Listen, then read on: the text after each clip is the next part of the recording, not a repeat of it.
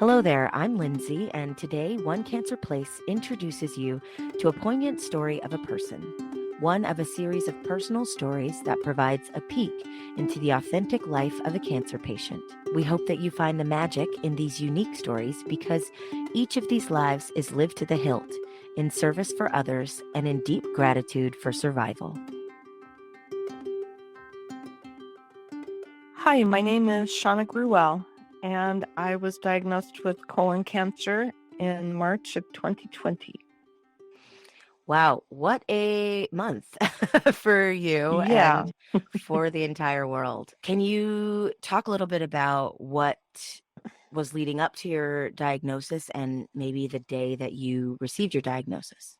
I had just started my dream job in January of that year as a hospice chaplain, and it was a full-time job with full benefits, and I was so excited to finally be doing what I love and wanted to do. About that same time, I started having some occasional sharp belly pain, kind of like a sharp gas pain type thing, and loud gurgling noises that you could literally hear across the room. And around the middle of March, I started having a low grade fever as well. And so I thought, well, maybe I have diverticulitis because I'd had that once before, a few years prior. And I knew I would need a CT to get that diagnosed, and it was on a Saturday, so we just went to the ER, and I asked for a CT to see what was going on, and lo and behold, a 5 centimeter tumor was in my colon. And also they could see spots on my liver at that point, so it was automatically stage 4 from the beginning. I was totally shocked because number one, I had had a colonoscopy 5 years prior to that. When I hit 50, that was the normal time to get a colonoscopy, and my colonoscopy at 5 years prior was completely clear. I had nothing, and they said, come back in 10 years and get checked again because usually colon cancer is very slow growing, and you can go 10 years between colonoscopies as long as you don't have any polyps. But in my case, it just grew really fast, and I was stage 4 right as the world was shutting down with COVID. So very exciting and distressing. Tell me your date that you heard your diagnosis. March 14th. Wow, literally 2 days before the world shut down? Yeah. My goodness. Okay, so that's a unique time to find out anything. And also, you have such a unique perspective on this as a hospice care chaplain. So, how was it different for you? What were you telling yourself versus what you tell your parishioners? It was a little unnerving to all of a sudden be on the other side. I had somewhat of a different perspective as a chaplain, though, because I guess it was 3 years prior to becoming a chaplain, my daughter, my youngest daughter, suddenly passed away from a blood clot in her lung. So she wasn't sick or anything. She just fell over and died at age 20. Mm. And so I had a unique perspective of grief and dealing with the loss of a close loved one and a sudden death. And also, prior to my daughter dying, I was the full-time caregiver for my grandparents, and they were in hospice care. So I had a perspective of hospice from a caregiver's point of view as well.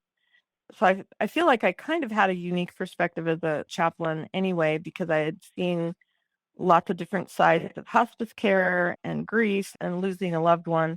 And so this just sort of added to my perspective of now, I potentially could go into hospice care in the not too distant future. And so it definitely broadened my perspective. But unfortunately, I haven't really been able to work as a hospice chaplain since I got diagnosed. I did a little tiny bit during a period of no evidence of disease called NED, but pretty much I haven't been working. I do a lot of volunteer type stuff, but as an official paid job, I haven't really been working since my diagnosis. Mm. Having had such a significant loss in your life makes a lot of things have a different perspective for most people, right? Who were some of the people that you were relying on in this period of your life? And maybe how did that support differ during your time of loss and then during your time of living with cancer? My husband has definitely been my rock through both experiences. We actually just had our 36th anniversary yesterday. So we've been together for a long time, and he has just been my lifeline going through the loss of my daughter and going through my cancer diagnosis. And I've had so many surgeries and hardships and trials, but he has been by my side and helped me so much. I just literally don't know how I would get through any of this without him. Also, I have 10 grandchildren, and they have also been a strength and a help to me as I've gone through the loss and you do have to go through a grieving process when you have a diagnosis of cancer as well. So dealing with the grief of both experiences, just having a little helpless baby to hold has really given me a lot of strength, and they give me a lot of love and support. So I really appreciate that too. That's amazing. Well, having had this reconfiguration of your life, what have you learned during your cancer journey that you maybe didn't really know about yourself or about your community that's come around you since then? I've been really overwhelmed by so much love and support from just every time period of my life. I've collected friends and acquaintances and neighbors. I've lived in lots of different places, and I've tried to stay connected to people through Facebook, and I've been very open on Facebook about what's happening in my life. I announced when I had cancer, and as I've gone through all the different roller coaster ride of surgeries and chemo and other treatments, I've shared that very openly on Facebook, and just this avalanche of love and support and prayers and people concerned about me, and even people that I don't know, like friends of my parents or friends of my siblings or friends of friends, just it's just been very affirming to me that every life makes a much bigger impact on the world than what you even know or think. And it's been very comforting to know that so many people care what happens to me and have expressed to me the positive impact I've made on their life in the past. That has been kind of eye-opening to me. Every life is precious and every life makes a difference in this world. Yeah. Tell me what have been the biggest challenges during your life living with cancer? Oh, I've had so many difficult complications. And, like, for example, I had colon surgery right at the beginning because my colon was almost closed off. And they were able to just reconnect the colon. They took out the transverse colon, the part that goes across the belly. That's where the tumor was. And the surgeon was able to just sew up the two ends together. And then I started chemo about a month after I recovered from that surgery. But then right after my fourth chemo treatment, a leak developed at that reconnection point inside. And so I had to have emergency surgery again and had more of my colon taken out. And this time I had to have an ileostomy, which is a stoma, like a colostomy. It's the end of your small intestine is brought to the outside of your body. And so waste products just come out through that into a bag. And I wasn't prepared or told that this was going to happen. So it was a shock to wake up from surgery and find out I now have a bag. I had no experience with this. I didn't know how to take care of it. It was just a very steep learning curve. And also, after my first three major surgeries, I had a lot of problem with healing. My incision would come open, and so I had to go to wound clinics and have a wound vac and have to pack the wound for months at a time until it healed. And it was just a nightmare trying to heal up from those surgeries. And then I also developed a blood clot, which of course was terrifying because my daughter had died from a blood clot just a few years before this. But I got a blood clot in my arm, and so I had to go on blood thinners, and the dose was too high, and I just was having massive bleeding problems. I mean, I just had complication after complication after complication, and oh, it was just so traumatic and emotionally and physically and just extremely difficult going through all these surgeries. And How did you bounce back every time? What would you say to yourself? What would other people do to help you, sort of regather your energy to do this one more time? my surgeons and oncologists were just amazing. Well, my first oncologist wasn't quite as amazing. I did switch to a new oncologist, and my current oncologist is just so supportive and allows me to work as a team with him. He talks with me and asks what my desires are and takes into account what my thoughts of future treatments are. And I really appreciate being able to work as an active and full team member with my oncologist and my surgeons, and also the support of my husband and my family. They're so good to take time off of work to take me to appointments and help me through the emotional trauma of having all these setbacks. Um, my faith in God really has helped pull me through too. That has been definitely a source of strength and working through all the challenges that I've had to go through. Yeah, of course. I would love to know how you found out about One Cancer Place and how that organization's support system has helped you or how you've participated in that. Yes, it's a fairly new organization. I got connected with a similar organization, Town, and I met Monterey, who became a mentor for me. They have a mentor program, and so I connected with her, and we started having weekly phone conversations. She lives in a distant state from me, so we've never met in person, but we got so close through the mentoring process that even once the mentoring process was over, we just were like best friends, and we still continue to this day to talk every week. And she first got started with One Cancer Place through Erica and is very involved in building One Cancer Place and getting it off the ground. And so since I'm good friends with her, she got me into it as well. And it's a wonderful organization that helps people that are newly diagnosed with any type of cancer, not just colon cancer, how to find how to become educated and find resources and doctors and people that can help you be a team member like my doctors do.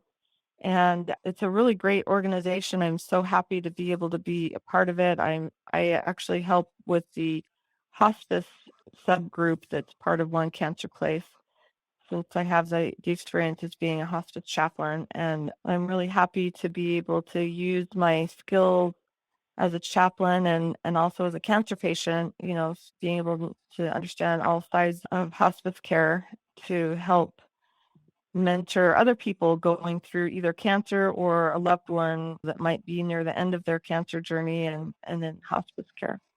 Wow, it sounds like there's really a lot of resources, but also a lot of people trying to connect. At this point, I would love to know who are the people that you've connected with through One Cancer Place? Well, Monterey is the biggest one. She's the one Yeah. that got me into it. I've been able to connect with Erica, the founder of One Cancer Place. She is just an amazing powerhouse of organizational skill, and as a cancer survivor herself, she understands what the devastation and the trial and tribulation that cancer can cause in a person's life. And she has done such an amazing job of putting together multiple supportive groups for people that are going through this experience. And I'm just kind of in the early stages of getting to know some of the other people in the group, but those two definitely have been a big influence on me. Yeah. Going through cancer is probably one of the most confusing and challenging things that could happen to a person. So tell me what you would say to someone who's maybe just gotten a diagnosis, or maybe they're in the middle after a challenging surgery like one you've had. What are some things that you can, any advice that you might be able to give to someone, or even just observations from your experience that might be helpful for someone else to hear? One of the things that I've noticed just through my interaction with lots of people that have had cancer or caregivers of cancer patients is not everybody approaches it from the same desire to learn about it. For myself, I like voraciously studied everything I could get my hands on. I wanted to know every detail about every aspect of my diagnosis and every aspect of treatment options and just different perspectives from different doctors. I got multiple opinions from different doctors, and I just wanted to know everything that I could get my hands on. Not everybody is that way. Some people are maybe more fearful or just feel too overwhelmed by trying to drink through the fire hose of information that comes at you, and it's just too much emotionally for them to be able to handle it as they're going through difficult procedures and treatments. And so sometimes having a secondary person, support person, maybe a caregiver, a spouse, a friend, a relative of some kind, to play that role of learning so that the cancer patient doesn't have to go through the challenges of trying to learn so much so quickly. And it's totally fine to be either way. If it's too much, that's okay. You don't have to judge yourself. Maybe it's just too much. But I think it's really helpful for either the patient or a close friend or relative or spouse to be the learning person and to really dive deep into what the options are and what the treatment plan might be, and to help a team member of the patient's team to work with the doctors and come up with the best possible treatment plan for your specific situation, because every situation is a little different. I think it's helpful to have as many eyes and ears on the plan as possible so that even if you as the patient are wanting to learn and know as much, just kind of like how I was, it's still helpful to have another person learning alongside you so that you have even more perspectives and more ideas and more opportunities to learn and understand what the options might be.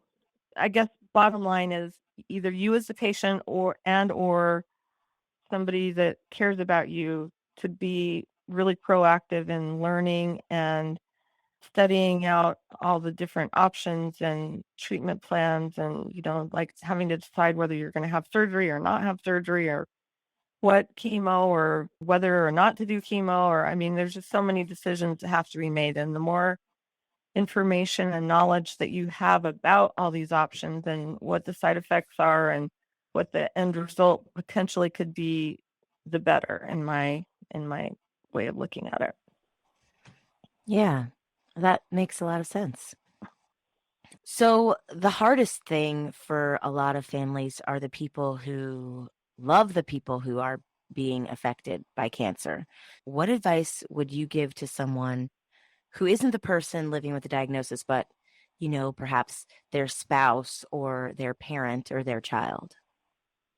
I obviously haven't had that particular perspective myself, but just watching the people that love me dealing with it, I know it can be extremely difficult to watch somebody that you love go through really difficult challenges, painful surgery, having a lot of side effects from, say, chemo or other treatments that they might be having. And I know just as being a caregiver of my grandparents who didn't have cancer but were at the end stages of their life, it's really difficult to watch people that you care about suffer through whatever is causing their suffering, and just really offering love and support is honestly the best thing that you can do for somebody. You don't have to fix everything because obviously you can't fix everything.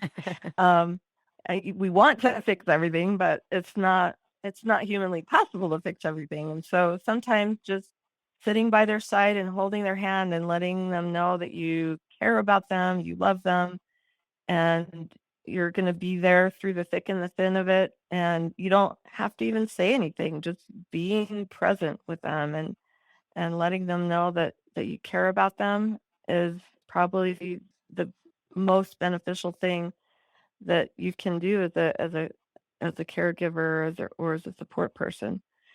And Yeah. then, as far as dealing with your own difficult emotions, sometimes you might have to do that while you're not with the person that you're worried about. Maybe separately talk to a counselor if you need to, or talk to a different person to work out some of those difficult emotions. But just giving your love and support to the person means everything in the world. I can tell you that from personal experience. Knowing that people care about me and are going to be there for me just means the world to me. Yeah, that's awesome. In our last bit of time, is there anything else that you would like to share, either about what living with cancer has been like for you or One Cancer Place before we go? I'm just really grateful for organizations like One Cancer Place that give us a portal for being able to learn and understand what a diagnosis of cancer means, and having those resources to be able to hear from oncologists and surgeons and hearing their perspective about new treatments that are coming up down the pike. And it just helps to give you some hope knowing that there is lots of research going on out there and there are future treatments that are coming. And that is very life affirming to me, knowing that there are so many dedicated doctors and researchers that are trying